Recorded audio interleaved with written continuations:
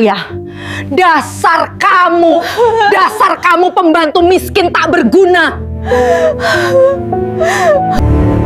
Ternyata kamu bukan manusia. Mengapa kami berbohong, Mas? Maafkan aku, sayang. Ini semua kulakukan karena aku mencintaimu.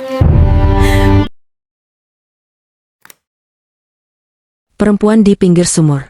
Saat itu, perempuan hamil 7 bulan itu duduk sendirian di pinggir sumur tua yang berada di belakang rumah kayu peninggalan orang tuanya, rumah yang dindingnya mulai lapuk, atapnya bocor di banyak bagian, dan lantainya selalu lembab oleh tanah basah. Udara sore terasa dingin meski matahari belum sepenuhnya tenggelam, namun tubuhnya justru terasa panas oleh perasaan yang tak mampu ia jelaskan dengan kata-kata. Kedua tangannya menutup wajahnya erat-erat, bukan hanya untuk menyeka air mata yang terus mengalir, tetapi juga untuk menyembunyikan ekspresi putus asa yang sudah terlalu lama ia pendam. Perutnya yang besar tampak semakin berat, membuat punggungnya sedikit membungkuk, seolah beban hidup yang ia pikul tak hanya berasal dari bayi di dalam kandungannya, tetapi juga dari kenyataan hidup yang kian menyesakan. Sumur tua itu sudah ada sejak ia kecil, dikelilingi batu-batu besar yang ditumbuhi lumut hijau, dengan air yang tampak gelap dan tenang di dalamnya. Tak ada suara apapun selain angin yang berdesir pelan, dan dedaunan bambu yang saling bergesekan. Namun entah mengapa, duduk di dekat sumur itu selalu membuat dadanya terasa sesak. Seakan tempat itu menyimpan sesuatu yang tak pernah benar-benar tidur. Ia mengusap perutnya perlahan, merasakan gerakan kecil dari dalam, lalu kembali terisak. Dalam hatinya ia bertanya, bagaimana mungkin hidupnya berubah secepat ini? Dulu ia hanya seorang perempuan desa biasa yang tak pernah berharap lebih selain hidup tenang dan sederhana. Kini ia duduk sendiri di pinggir sumur, hamil 7 bulan, tanpa tahu masa depan seperti apa yang menantinya. Sesekali ia menoleh ke arah rumah, berharap melihat sosok suaminya keluar menghampirinya. Namun seperti biasa, rumah itu sunyi, terlalu sunyi. Tidak ada langkah kaki, tidak ada suara, bahkan tidak ada bayangan. Perasaan asing kembali merambat di dadanya, membuat bulu kuduknya berdiri tanpa alasan yang jelas. Ia menunduk lagi, menutup wajahnya, dan menangis lebih pelan, seolah takut jika air matanya terdengar oleh sesuatu yang mengintai dari dalam sumur. Ia tak tahu bahwa sore itu adalah awal dari semua kebenaran yang kelak akan menghancurkan hidupnya. Hidup yang serba kurang. Sejak kecil, perempuan itu sudah akrab dengan kata kekurangan. Ia lahir dan besar di desa yang jarang disinggahi orang luar, tempat di mana tanah kering lebih sering retak daripada menghasilkan panen, dan hujan justru menjadi berkah yang ditunggu-tunggu dengan doa panjang.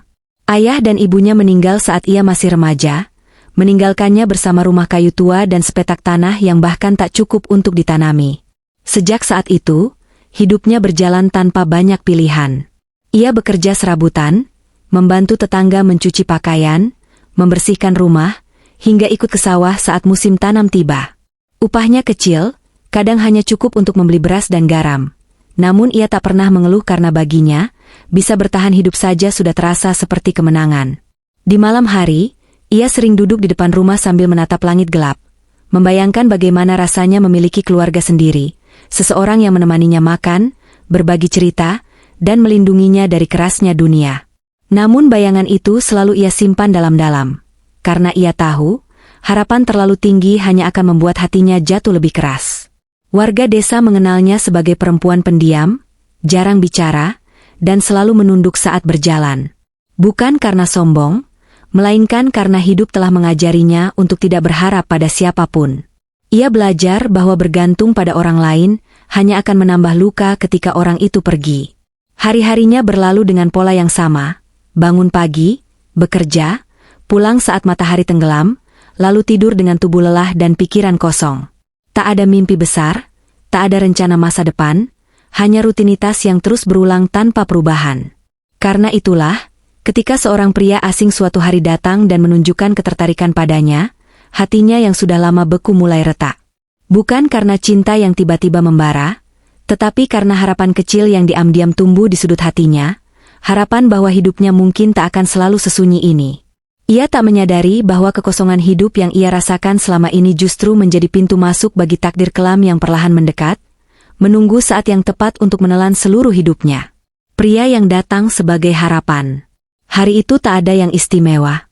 Matahari hampir tenggelam, langit desa berwarna jingga pucat, dan perempuan itu baru saja menyelesaikan pekerjaannya membantu tetangga membersihkan halaman. Tubuhnya lelah, tangannya kotor oleh tanah, dan pikirannya kosong seperti hari-hari sebelumnya. Ia tak menyangka bahwa sore biasa itu akan menjadi awal perubahan besar dalam hidupnya. Seorang pria berdiri di depan rumah kayunya, mengenakan pakaian sederhana berwarna gelap, dengan wajah tenang dan sorot mata yang sulit ditebak. Ia tidak banyak bicara, hanya menyapa dengan suara rendah dan sopan, menanyakan apakah perempuan itu tinggal sendirian. Tidak ada kesan mencurigakan, tidak pula sikap yang berlebihan. Pria itu tampak seperti orang biasa, bahkan terlalu biasa, seolah ingin menyatu dengan lingkungan tanpa menarik perhatian. Hari-hari berikutnya, pria itu sering datang menjelang senja. Ia membantu memperbaiki atap rumah yang bocor, mengganti papan kayu yang rapuh, dan sesekali membawa makanan sederhana. Ia tidak pernah menanyakan masa lalu perempuan itu, tidak pula mengorek luka-luka lama yang sudah lama ia kubur. Justru sikap diam dan perhatiannya yang tenang itulah yang perlahan membuat perempuan itu merasa aman. Untuk pertama kalinya setelah bertahun-tahun, ia merasa tidak sendirian. Ada seseorang yang duduk bersamanya di depan rumah, mendengarkan tanpa banyak bertanya, dan pulang sebelum malam benar-benar larut. Kehadiran pria itu tidak menuntut apapun, tidak memberi janji berlebihan, namun cukup untuk membuat hari-hari yang kosong terasa sedikit lebih hangat. Meski begitu, ada satu hal yang sejak awal terasa janggal. Pria itu selalu datang saat senja dan pergi sebelum fajar. Ia tak pernah terlihat di siang hari, dan tak satupun warga desa yang mengenalnya. Setiap kali ditanya, pria itu hanya tersenyum tipis dan berkata bahwa ia tidak suka keramaian. Perempuan itu memilih untuk tidak terlalu memikirkan keanehan itu. Dalam hidup yang penuh kekurangan, sedikit kehangatan terasa terlalu berharga untuk dipertanyakan. Ia menerima kehadiran pria itu sebagai anugerah, sebagai jawaban atas doa-doa yang selama ini hanya ia simpan dalam hati. Ia tak tahu bahwa harapan yang datang dengan wajah tenang dan sikap lembut itu sebenarnya membawa bayangan panjang, dan bahwa sejak hari pria itu berdiri di depan rumahnya, takdirnya perlahan mulai berubah arah. Pernikahan tanpa banyak tanya. Keputusan untuk menikah datang begitu saja, tanpa rencana panjang dan tanpa banyak pertanyaan. Pria itu menyampaikan niatnya dengan cara sederhana, hampir datar, seolah pernikahan bukanlah sesuatu yang perlu dirayakan, melainkan sekadar langkah yang memang harus dijalani. Tidak ada lamaran mewah, tidak ada janji manis berlebihan, hanya kalimat singkat yang diucapkan dengan nada tenang dan tatapan yang sulit dibaca.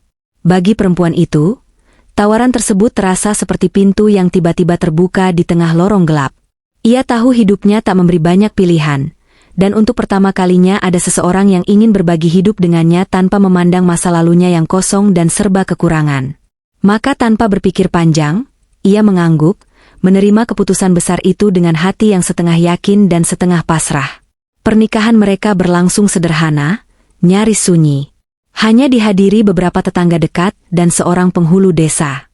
Tak ada musik, tak ada hiasan, bahkan senyum pun terasa kaku di wajah perempuan itu.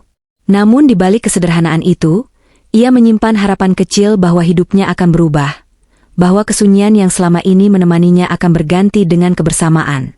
Sejak hari itu, pria tersebut tinggal bersamanya di rumah kayu tua. Ia membantu membersihkan rumah, memperbaiki bagian yang rusak, dan memastikan perempuan itu tak lagi bekerja terlalu keras. Sikapnya lembut, penuh perhatian, dan tak pernah sekalipun meninggikan suara. Bagi perempuan itu, ketenangan tersebut terasa seperti mimpi yang terlalu indah untuk seorang wanita sepertinya. Namun ada hal-hal kecil yang kembali ia abaikan. Pria itu tetap tak pernah keluar rumah di siang hari, dan selalu menghindar jika harus bertemu warga desa. Ia juga melarang perempuan itu mendekati sumur tua di belakang rumah, dengan alasan yang tak pernah dijelaskan secara jelas. Perempuan itu memilih diam. Ia menelan rasa ingin tahunya sendiri, meyakinkan dirinya bahwa setiap orang punya rahasia. Dalam pikirannya, mempertanyakan terlalu banyak hanya akan merusak kebahagiaan rapuh yang baru saja ia rasakan. Ia tak menyadari bahwa pernikahan tanpa banyak tanya itu justru menjadi awal dari belenggu panjang, dan bahwa sejak ia mengucapkan janji suci, hidupnya tak lagi sepenuhnya menjadi miliknya sendiri. Kebiasaan aneh suaminya. Setelah menikah, hari-hari perempuan itu memang terasa lebih ringan, Namun ketenangan itu perlahan disusupi rasa ganjil yang tak bisa ia jelaskan dengan logika. Suaminya tetap lembut dan penuh perhatian, selalu memastikan ia makan tepat waktu dan beristirahat cukup, terutama setelah kehamilannya mulai terlihat jelas. Namun di balik sikap itu, kebiasaan-kebiasaan anehnya mulai tampak semakin nyata. Suaminya sama sekali tidak pernah keluar rumah di siang hari. Saat matahari naik tinggi, pria itu akan mengurung diri di dalam rumah, menutup pintu rapat-rapat, dan meminta perempuan itu untuk tidak membuka jendela. Jika ditanya alasannya, ia hanya menjawab singkat bahwa sinar matahari membuat tubuhnya tidak nyaman. Jawaban itu terdengar wajar, namun diucapkannya dengan nada dingin yang membuat perempuan itu enggan bertanya lebih jauh. Menjelang sore, barulah pria itu keluar, duduk di depan rumah, menatap kosong ke arah pepohonan dan ladang yang mulai gelap. Ia selalu terlihat lebih segar saat senja tiba, seolah energi dalam tubuhnya justru bangkit ketika matahari tenggelam. Perempuan itu sering memperhatikan perubahan tersebut dalam diam, mencoba meyakinkan dirinya bahwa semua itu hanyalah kebiasaan aneh, bukan sesuatu yang perlu ditakuti. Ada satu larangan yang paling tegas. Suaminya tidak pernah mengizinkannya mendekati sumur tua di belakang rumah. Setiap kali perempuan itu melangkah ke arah sana, pria itu akan langsung menghentikannya, dengan tatapan tajam yang belum pernah ia lihat sebelumnya. Tangannya menggenggam kuat, dan suaranya berubah lebih berat, seolah menyimpan amarah yang ditahan. Pada malam-malam tertentu, perempuan itu terbangun dan mendapati suaminya tidak ada di sampingnya. Pintu rumah terbuka sedikit, dan dari kejauhan terdengar suara aneh seperti desisan panjang yang samar. Saat ia bertanya keesokan harinya, suaminya hanya tersenyum tipis dan berkata bahwa ia keluar sebentar untuk mencari udara segar. Sejak saat itu, perasaan tak nyaman mulai tumbuh. Perempuan itu merasa rumahnya tidak lagi sepenuhnya aman, dan malam-malam yang dulu tenang kini dipenuhi kegelisahan. Ia belum melihat apapun, belum menemukan bukti apapun, namun nalurinya berkata bahwa ada sesuatu yang sangat salah, dan kebiasaan aneh suaminya hanyalah permulaan. Kehamilan yang membawa keanehan. Memasuki bulan-bulan berikutnya, kehamilan perempuan itu berkembang dengan cara yang tak biasa. Perutnya membesar lebih cepat dari perempuan hamil lain di desa, membuat beberapa tetangga mulai berbisik pelan saat melihatnya berjalan tertatih. Ia sering merasa lelah berlebihan, seolah seluruh tenaganya terkuras bahkan hanya untuk berdiri beberapa menit. Yang paling mengganggunya adalah gerakan dari dalam perutnya. Bukan sekadar tendangan bayi seperti yang pernah ia dengar dari cerita orang-orang, melainkan gerakan yang terasa berat dan berputar, seakan sesuatu di dalam sana sedang menggeliat dengan cara yang tidak wajar. Pada malam-malam tertentu, ia terbangun karena rasa nyeri tajam yang datang tiba-tiba, disertai perut yang mengeras lebih lama dari seharusnya. Suaminya selalu ada setiap kali itu terjadi, namun reaksinya justru membuat perempuan itu semakin bingung. Alih-alih panik, pria itu terlihat tenang, bahkan seperti sudah mengetahui apa yang sedang terjadi. Ia hanya menyuruhnya bernapas perlahan, meletakkan tangan di perutnya dengan sentuhan yang dingin, dan berbisik pelan dengan bahasa yang tidak pernah perempuan itu mengerti. Sejak saat itu, kejadian aneh mulai muncul di sekitar rumah. Hewan-hewan kecil seperti ayam dan kucing mendadak menjauh dari halaman, bahkan ada yang ditemukan mati tanpa luka. Tanah di sekitar sumur tua terlihat sering basah meski tak turun hujan, dan aroma amis samar kadang tercium saat malam semakin larut. Pada suatu pagi, perempuan itu terkejut melihat bekas seperti sisik halus muncul di kulit perutnya, hanya sesaat sebelum menghilang kembali. Ia mengira itu hanya halusinasi akibat kelelahan, namun rasa dingin yang menyertai bekas itu terasa nyata. Ia mencoba menceritakan hal tersebut kepada suaminya, namun pria itu justru memintanya untuk tidak membicarakannya kepada siapapun. Ketakutan mulai tumbuh, bukan lagi samar, melainkan nyata dan menekan. Perempuan itu menyadari bahwa kehamilan ini membawa sesuatu yang lebih dari sekadar kehidupan baru. Tubuhnya terasa bukan sepenuhnya miliknya lagi. Dan setiap malam, ia merasa seolah ada sesuatu di dalam dirinya yang mendengarkan, menunggu, dan perlahan tumbuh semakin kuat. Malam yang tak terlupakan. Malam itu datang tanpa tanda apapun. Tidak ada hujan, tidak ada angin kencang, hanya sunyi yang terasa lebih berat dari biasanya. Perempuan itu terbangun di tengah malam dengan dada sesak dan keringat dingin membasahi punggungnya. Suaminya tidak ada di sampingnya. Tempat tidur kosong dan dingin, seolah telah lama ditinggalkan. Ia duduk perlahan, menahan perutnya yang terasa menegang tidak wajar. Dari luar rumah terdengar suara samar, bukan langkah kaki, melainkan suara gesekan pelan yang berulang, seperti sesuatu yang berat diseret di atas tanah. Suara itu berasal dari arah belakang rumah, tepat dari tempat yang selama ini dilarang untuk ia dekati. Dengan jantung berdebar, ia berdiri dan membuka pintu sedikit. Cahaya bulan masuk tipis, cukup untuk menerangi halaman yang tampak berbeda dari biasanya. Tanah di sekitar sumur terlihat basah dan mengkilap, seolah baru saja diguyur air, padahal malam itu tidak hujan. Lalu ia melihatnya. Di dekat sumur tua itu, ada sesuatu yang bergerak. Bukan bayangan, bukan pula ilusi mata mengantuk.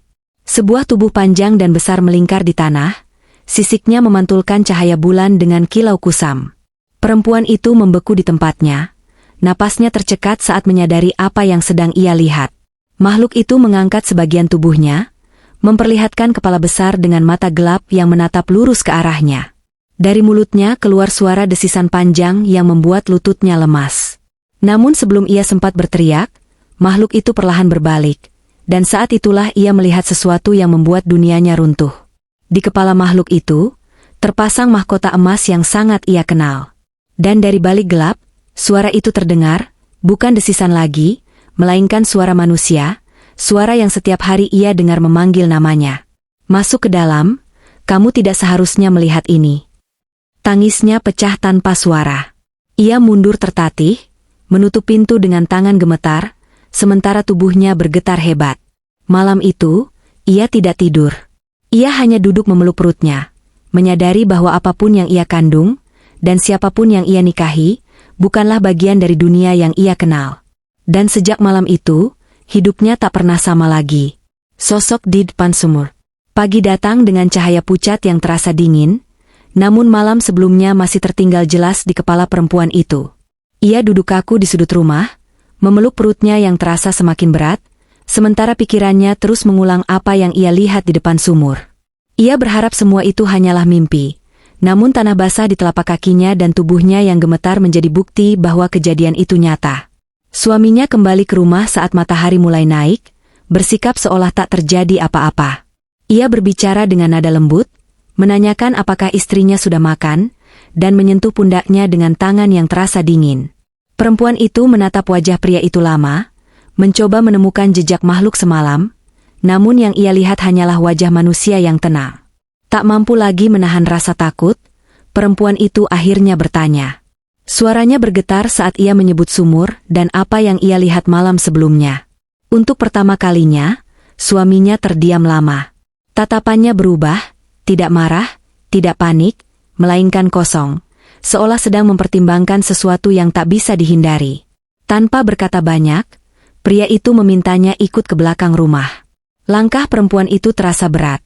Setiap inci jarak menuju sumur membuat dadanya semakin sesak. Di depan sumur tua itu, udara terasa berbeda, lebih lembab dan berbau amis. Air di dalam sumur tampak gelap, nyaris tak memantulkan cahaya. Suaminya berdiri di tepi sumur, lalu menoleh padanya. "Kamu sudah melihatnya," katanya pelan. "Sekarang tak ada lagi yang perlu disembunyikan."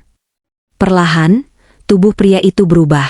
Kulitnya tampak mengeras, matanya menggelap, dan suara retakan halus terdengar saat tubuhnya memanjang dan melingkar turun ke tanah. Dalam hitungan detik, sosok manusia itu menghilang, digantikan oleh makhluk besar bersisik yang kini berdiri tepat di depan sumur. Perempuan itu tersungkur, menangis tanpa suara. Jarak mereka kini begitu dekat hingga ia bisa melihat sisik-sisik itu bergerak pelan, mendengar napas berat makhluk tersebut, dan merasakan getaran tanah di bawah kakinya. Tak ada lagi ruang untuk berpura-pura. Kebenaran berdiri tepat di hadapannya, dingin, nyata, dan tak bisa dihindari. Suara yang dikenal. Perempuan itu masih tersungkur di tanah ketika suara itu kembali terdengar.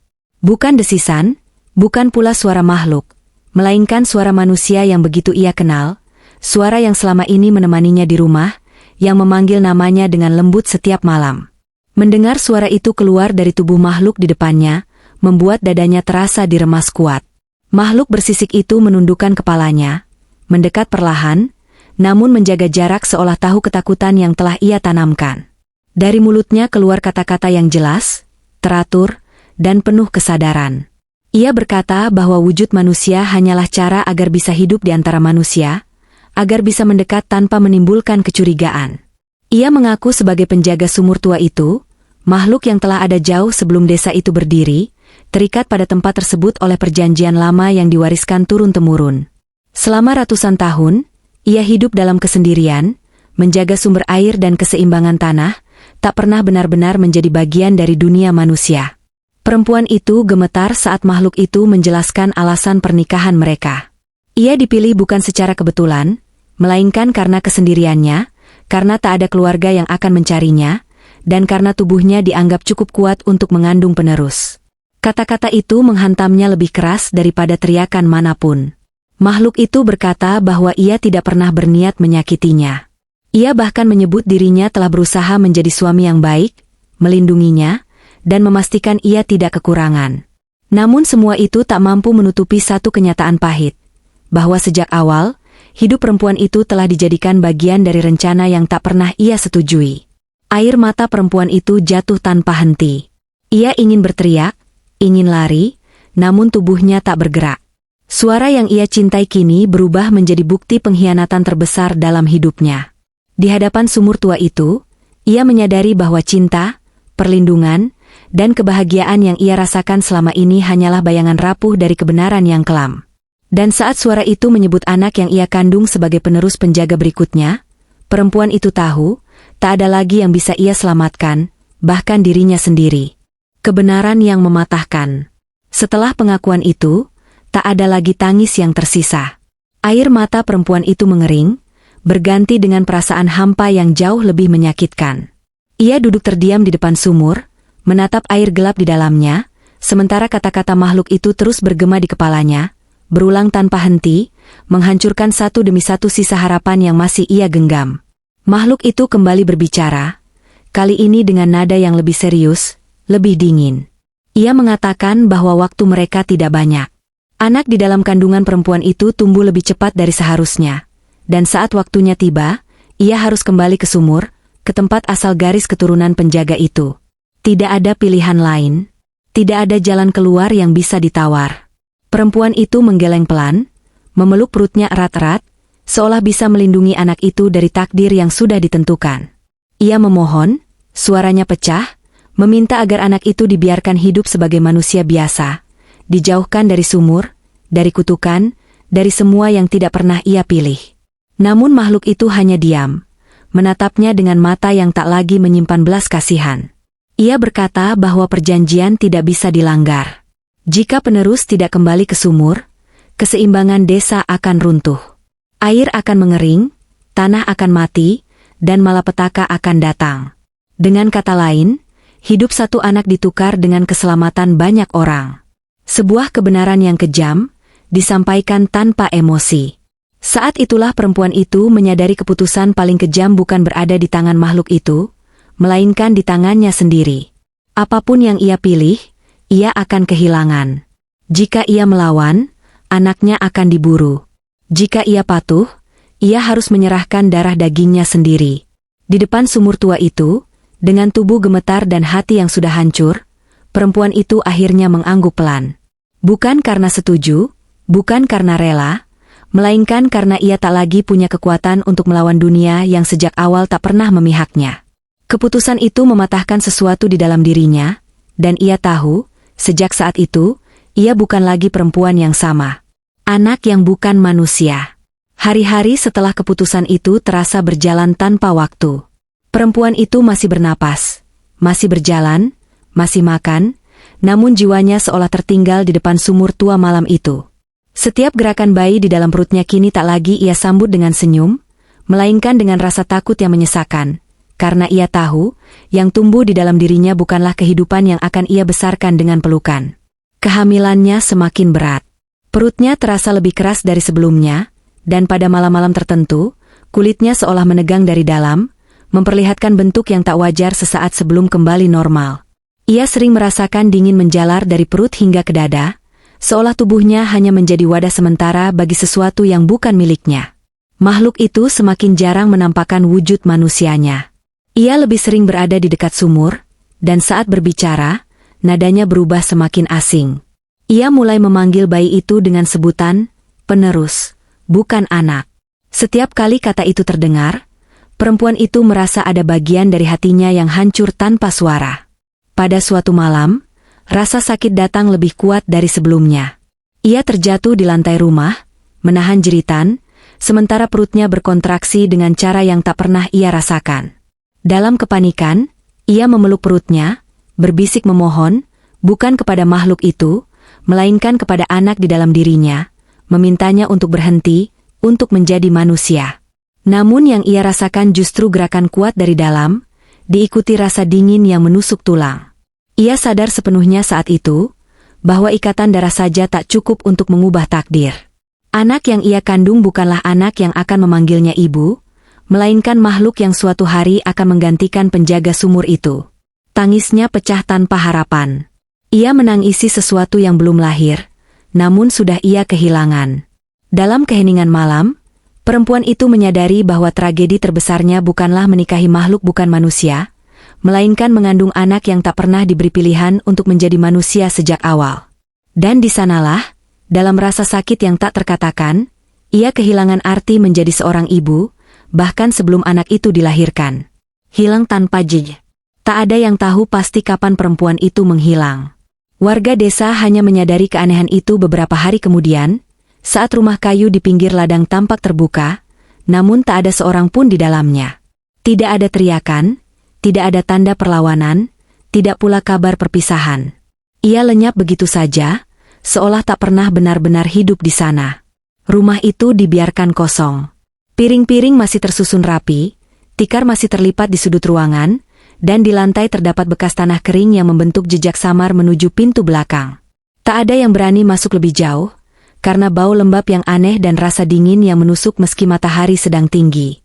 Sumur tua di belakang rumah menjadi pusat bisik-bisik. Airnya terlihat lebih gelap dari biasanya, dan permukaannya nyaris tak pernah beriak. Beberapa warga mengaku mendengar suara pelan dari dalam sumur saat malam, bukan tangisan, bukan jeritan, melainkan desisan panjang yang halus, seolah napas sesuatu yang sedang tertidur. Tak seorang pun menemukan jasad perempuan itu. Tak pula ada yang melihatnya pergi. Ia tidak membawa barang apapun, tidak meninggalkan pesan, dan tak memiliki keluarga yang mencarinya. Seakan-akan dunia dengan mudah menghapus keberadaannya, karena memang sejak awal hidupnya nyaris tak tercatat oleh siapapun. Namun sesekali, pada malam tertentu, beberapa warga mengaku melihat bayangan perempuan berdiri di dekat sumur. Sosoknya diam, perutnya besar, wajahnya tertunduk. Saat didekati, bayangan itu menghilang, menyisakan udara dingin dan perasaan tak nyaman yang sulit dijelaskan. Orang-orang mulai sepakat untuk tidak lagi membicarakan rumah itu. Sumur dibiarkan tertutup semak, dan cerita tentang perempuan hamil itu hanya berani dibisikkan, bukan diceritakan terang-terangan. Bukan karena tak percaya, melainkan karena takut mengingat. Karena ada kehilangan yang terlalu sunyi untuk diterima, dan ada kebenaran yang terlalu kejam untuk diulang. Dan perempuan itu benar-benar hilang tanpa jejak, meninggalkan cerita yang tetap hidup, meski dirinya telah lama tenggelam.